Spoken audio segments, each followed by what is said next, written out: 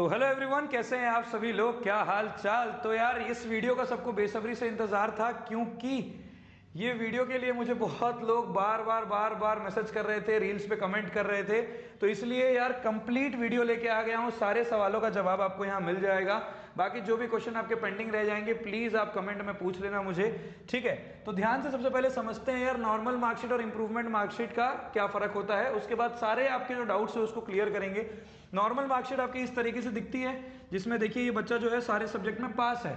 Improvement marksheet जो है आपकी, उस पर दो चीज़ों का फर्क होता है। पहला होता है यहाँ पे आपके स्कूल के जगह प्राइवेट कैंडिडेट आता है। यहाँ जो स्कूल का नाम हुआ करता था वहाँ पे प्राइवेट कैंडिडेट आ जाएगा।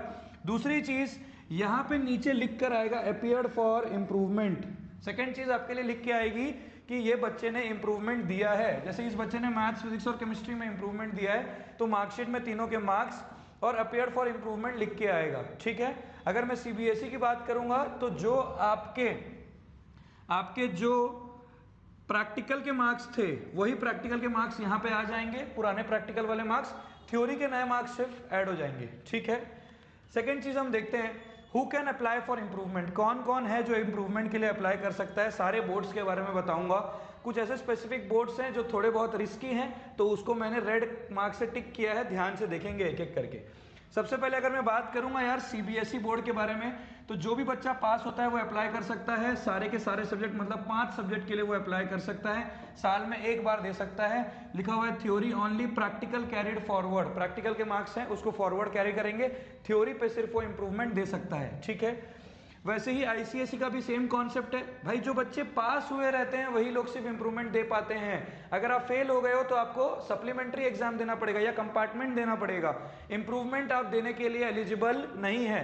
अब सीबीएसई हो गया, आईसीएसई हो गया, महाराष्ट्र बोर्ड हो गया, ये सारी चीजें सेम है। बस सबसे पहले अपन ध्यान देंगे मध्य प्रदेश में। मध्य प्रदेश में क्या है, जो सब्जेक्ट्स हैं वो लिमिटेड है। सब्जेक्ट्स जो हैं वो लिमिटेड है। मान लीजिए आप फेल्ड हो गए हैं तो एक्स्ट्रा 2 सब्जेक्ट में ही आप इंप्रूवमेंट दे सकते हैं। सब्जेक्ट थोड़े लिमिटेड हैं, सारे के सारे सब्जेक्ट में आप इंप्रूवमेंट नहीं दे सकते हैं। लेकिन हर साल बोर्ड की पॉलिसी चेंज होती है, तो बोर्ड के प्रोफेशनल वेबसाइट में जाके आपको चेक करना बहुत ज़्यादा ज़रूरी है कि यार मैं इस बार सारे सब्जेक्ट में दे सकता हूं या नहीं। जनरली मध्य प्रदेश बोर्ड में लिमिटेड है चीज़ें। उसके बाद आता है यूपी बोर्ड। ये यूपी बोर्ड जो है यूपी एमएसपी, इसमें आप मैक्सिमम 2 सब्जेक्ट में इंप्रूवमेंट दे सकते हैं। इस चीज़ का आपको खास ख्याल रखना पड़ेगा, बहुत ध्यान रखना है। ये बेसिक चीज़ है कि भाई आप कितने सब्जेक्ट का इंप्रूवमेंट दे सकते हैं। मैं हमेशा से ये एडवाइस करूंगा, जो सब्जेक्ट में आपको लगता है कि यार आपके मार्क आप बढ़ा सकते हैं वापस पढ़ के, वही सब्जेक्ट का इंप्रूवमेंट दीजिए। सारे सब्जेक्ट का इंप्रूवमेंट देके एक और प्रेशर आपके पास क्रिएट हो जाएगा। सेकंड, अगर मैं बात करूंगा कर्नाटका बोर्ड की, अगर मैं यहाँ पे बात करूंगा तो यहाँ पे मैक्सिमम 3 सब्जेक्ट में आप इंप्रूवमेंट दे सकते हैं। केरला बोर्ड में आप स्पेसिफिक सब्जेक्ट्स में ही इंप्रूवमेंट दे सकते हैं। मैं ये यहाँ पे ऐसा खड़ा हूं ताकि आप ये वीडियो शांति से इसको आप स्क्रीनशॉट भी ले सकते हैं कि भाई मेरा कौन सा बोर्ड है, उसके बारे में क्या डेटा दिया गया है। बहुत ध्यान से समझेंगे। तमिलनाडु के बोर्ड पे भी आप लिमिटेड चीजों पे ही इंप्रूवमेंट का एग्जाम दे सकते हैं। पहला क्राइटेरिया ही है कि भाई आपको हर सब्जेक्ट में पास होना पड़ेगा। पास हुए सब्जेक्ट पे ही इंप्रूवमेंट दिया जाता है। बहुत ध्यान रखना है चीजों का, ठीक है। यहाँ अटेम्प्ट के लिमिट्स रखे हुए हैं, अदर कंडीशंस आपके दिए गए हैं कि भाई आप के कौन से मार्क्स क्या निकल के आएंगे, सारी चीजें बताई गई है। अब सबसे बड़ा क्वेश्चन यार बच्चों के मन में आता है कि इंप्रूवमेंट एग्जाम तो दे दिया, उसके बाद क्या होगा, व्हाट हैपेंस आफ्टर इंप्रूवमेंट। कि भाई एग्जाम के बाद रिजल्ट मार्कशीट आ जाएगी, अब मैं मार्कशीट को कहाँ कहाँ यूज कर सकता हूँ, विच मार्क्स कैन बी यूज, कौन से मार्क्स में यूज कर सकता हूँ, हाँ या ना। विच एग्जाम्स कैन बी अप्लाई, भाई एग्जाम कौन कौन से मैं अप्लाई कर सकता हूँ, कौन सा क्राइटेरिया मुझे फॉलो करना पड़ेगा। तो सारे बोर्ड को लेके मैंने ये वाले चीज़ का भी डेटा पूरा निकाल के अभी मैं आपके सामने रखने वाला हूँ। कुछ चीज़ों पे बहुत ध्यान देंगे, बहुत ज़्यादा ध्यान देंगे।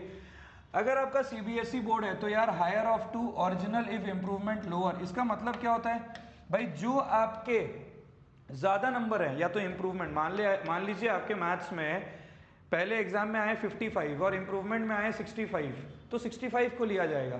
लेकिन मान लीजिए पहले एग्जाम में आए 55, इंप्रूवमेंट में आ गया 45, तो भी 55 को लिया जाएगा। जो बड़ा होता है वही लिया जाता है। मैक्सिमम जगह पे इंप्रूवमेंट पे जो अच्छे मार्क्स होते हैं उसी को लिया जाता है, किसी और को नहीं लिया जाता है। Be very clear with your mind, हमेशा अच्छे मार्क्स को लिया जाता है। लेकिन कुछ ऐसे बोर्ड्स हैं जहां पे अगर इम्प्रूवमेंट में मार्क्स कम आ गए तो वो कम वाले को ही लेंगे, पुराने वाले को भूल जाएंगे, कम वाले को ही लेंगे, पुराने वाले को भूल जाएंगे। इसीलिए बोल रहा हूँ ध्यान देंगे। जैसे कि यूपी बोर्ड में क्या लिखा हुआ है, इम्प्रूवमेंट मार्क्स रिप्लेस, इम्प्रूवमेंट के मार्क्स रिप्लेस हो जाएंगे भाई, इम्प्रूव्ड मार्क्स, क्या लिखा हुआ है, इम्प्रूव मार्क्स रिप्लेस, इम्प्रूव वाले जो मार्क्स हैं वो रिप्लेस हो जाएंगे। अगर आपके मैथ्स में पहली बार में 55 आए थे, इम्प्रूव में 45 आए थे, तो वो 45 लेगा, 55 को भूल जाएगा। बहुत ध्यान देना है, इसीलिए बोल रहा हूँ। उसके बाद आता है बिहार बोर्ड BSEB, इसमें वही सेम, जो नया मार्क्स है वो रिप्लेस कर जाएगा। इवन इफ लोअर, अगर कम भी आए हैं तो भी कम वाले मार्क्स को मुझे लेके चलना पड़ेगा। Be very clear. रिस्की है, ध्यान से देखो, यहाँ पे लिखा हुआ है रिस्की, चेक फॉर एडमिशंस, बहुत ध्यान देना है आपको। यहाँ देखो higher of 2, higher of 2, higher of 2, improved if higher, सारी चीजें दी गई है। पांचों के 5 सब्जेक्ट में आप दे सकते हैं। एडमिशन एग्जाम में आप रिवाइज्ड मार्कशीट यूज कर सकते हैं, मल्टीपल अटेम्प्ट्स अलाउड हैं, full theory exam, practicals carried forward, basic सारी चीजें सब में सेम होती हैं। बस क्या क्या चीजों में चेंज आ रहा है मैं आपको बता दे रहा हूं बोर्ड के हिसाब से। सीबीएसई का सबसे टॉप पे लिखा हूं क्योंकि मैक्सिमम बच्चे सीबीएसई के होते हैं, लेकिन ऐसे बहुत सारे बच्चे मेरे वीडियो पे कमेंट कर रहे थे जो अलग अलग बोर्ड के थे, इसलिए मैं सारा डेटा निकालने की कोशिश कर रहा हूं आपके लिए, ठीक है। उसके बाद बाकी सब में सेम है, बस एक केरला बोर्ड है DHSE, केरला DHSE, ये लोग क्या यूज करते हैं, इंप्रूव्ड मार्क्स यूज करेंगे भाई। अगर आपके नंबर कम भी हो गए तो कम वाला नंबर यूज होगा। मैं पहले बोल रहा हूँ बार बार, इन सब चीजों पे ध्यान देना है। राजस्थान बोर्ड में भी हायर मार्क्स यूज होता है, ठीक है। सारी चीजों के बारे में आपके लिए वैलिड है, सब चीज में वैलिड है, क्या चीज में वैलिड है नहीं है, सारा चीज का डेटा आपको मैंने दे दिया है। उसके बाद आता है तमिलनाडु बोर्ड TNBSE, इसके में क्या चीज है, इसमें क्या होता है, इंप्रूवमेंट लिमिटेड है या फिर एबोलिश होने वाला है कुछ सालों में या हो चुका है, तो तमिलनाडु बोर्ड वालों को थोड़ा सा रिस्की है कि भाई उनको इंप्रूवमेंट देने का मौका मिलेगा या नहीं मिलेगा, ठीक है। अब इस वीडियो का सबसे इंपॉर्टेंट पार्ट है जो है कंसर्न क्या है। हर बच्चे का एक कंसर्न होता है कि यार ये प्रॉब्लम मेरे को फील हो रहा है इंप्रूवमेंट एग्जाम देने के बाद या इंप्रूवमेंट एग्जाम देने से पहले या इंप्रूवमेंट एग्जाम देते वक्त मुझे ये सारी प्रॉब्लम मेरे दिमाग में बार बार आ रही है। सबसे पहला आता है कि यार अगर मैं कम मार्क्स स्कोर करूंगा तो, मतलब मन में ये आता है कि अगर इंप्रूवमेंट का एग्जाम दिया, मार्क्स अगर कम आ गए तो क्या करूंगा भाई, कम मार्क्स को लेके थोड़ी घूमना पड़ेगा मुझे, एडमिशन हो पाएगा नहीं हो पाएगा अगर नंबर कम आ गए तो। देखो यार इसका एक सल्यूशन, सबसे पहले तो जो भी आप सब्जेक्ट पे इंप्रूवमेंट दे रहे हो, सब्जेक्ट बहुत ध्यान से चूज करना, बहुत अच्छे से प्रिपेयर करना, ये सोच के चलना कि भाई इस सब्जेक्ट में मेरे अच्छे नंबर आएंगे ही आएंगे, इसीलिए मैं इस सब्जेक्ट का इंप्रूवमेंट दे रहा हूँ, ठीक है। ताकि कोई भी दुनिया में ब्रह्मांड में कुछ भी चेंज आए, आपका नया नंबर आपके पुराने नंबर से ज्यादा आना चाहिए, ठीक है। सेकंड होता है एडमिशन पे डिले हो जाएगा। जैसे बहुत बार बच्चा क्या होता है भाई, सीबीएसई का रिजल्ट आता है, अब उसको कॉलेज के लिए अप्लाई भी करना है, एक तरफ इंप्रूवमेंट के लिए भी अप्लाई करना है। जब कॉलेज का एडमिशन हो रहा होता है तब वो इंप्रूवमेंट का एग्जाम दे रहा होता है। अब इंप्रूवमेंट का कब रिजल्ट आएगा, कब मार्कशीट आएगी, तो कैसे करेगा वो कॉलेज में एडमिशन। तो क्या कहना है, apply with original marks first, पहले आप ओरिजिनल मार्कशीट से अप्लाई कर दो, उसके बाद इंप्रूवमेंट मार्कशीट को बाद में दे देना जब आपके कॉलेज के एडमिशन का स्पॉट राउंड चल रहा होगा, तब तक आ जाती हैं चीजें। तो स्पॉट राउंड में आप अपना एडवाइज्ड मार्कशीट दे सकते हैं, नया इंप्रूव्ड मार्कशीट आप दे सकते हैं, ठीक है। उसके बाद बहुत लोग ये सोचते हैं कि भाई कॉलेज वाले या कॉलेज के जो एग्जाम होते हैं वो लोग मेरी मार्कशीट को एक्सेप्ट करेंगे या नहीं। बहुत लोग ये सोचते हैं कि वो मेरी मार्कशीट को एक्सेप्ट करेंगे या नहीं, है ना। सबसे पहला क्वेश्चन ये है, ठीक है। अनसर्टेनिटी रहता है कि भाई जेई नीट ये सारे एग्जाम में मेरी मार्क्स अप्रूव होगी या नहीं। सबसे पहला चीज आपको याद रखना है, सबमिट बोथ मार्कशीट। पॉलिसी ये कहता है कि भाई submit both marksheet. Policy mandates higher और best score usage nationwide. बड़े बड़े एग्जाम्स में जो आपके हाईएस्ट स्कोर होते हैं उन्हीं पे ध्यान दिया जाता है। बड़े बड़े एग्जाम में जो आपका अच्छा स्कोर रहेगा वही उनको अडेप्ट करेंगे, वही स्कोर वो आपका यूज करने वाले हैं। तो थोड़ा सा बेफिक्र होकर एग्जाम दीजिए, ठीक है।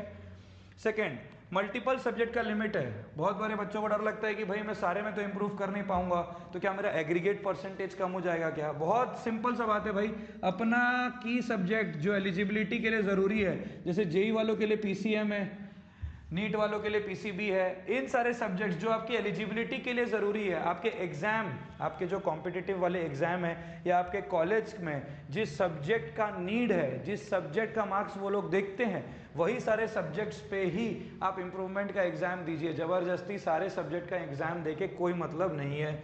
उसके बाद 1 साल का गैप हो जाता है बहुत बार कि भाई ड्रॉप ईयर हो जाएगा या पेरेंट्स क्या सोचेंगे, क्योंकि 1 साल बाद होता है इंप्रूवमेंट, है ना।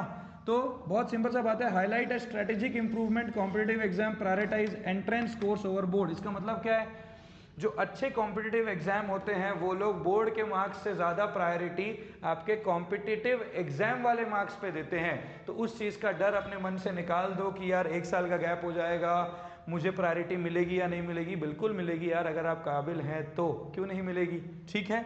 उसके बाद लैक ऑफ अवेयरनेस है भाई, बच्चों के अंदर बहुत सारा इंफॉर्मेशन बच्चों के पास क्लियर नहीं है, इधर से उधर से इंफॉर्मेशन निकालते हैं जिसकी वजह से डिसीजन बेकार हो जाते हैं बच्चों के। तो हमेशा हमेशा दुनिया में कोई भी यूट्यूब चैनल हो, कुछ भी हो, आपको हमेशा एक चीज़ का ध्यान रखना है, हमेशा खुद से ऑफिशियल बोर्ड साइट ज़रूर चेक करें। जो भी आपका बोर्ड है उस बोर्ड के थ्रू ऑफिशियल बोर्ड साइट ज़रूर चेक करें। काउंसलर से आप ज़रूर कंसल्ट करें। बहुत छोटी सी चीज़ है लेकिन बहुत बड़ी है अगर आपसे कोई मेजर मिस्टेक हो जाए तो, ठीक है। तो ये सारी चीज़ें हैं इम्प्रूवमेंट एग्जाम के बारे में। कुछ भी चीज़ों का डाउट है आप कमेंट बॉक्स में बोल सकते हैं मुझे, मैं कोशिश करूँगा कि मैं आपका प्रॉब्लम सॉल्व करूँ। So thank you so much, love you all, take care, bye bye.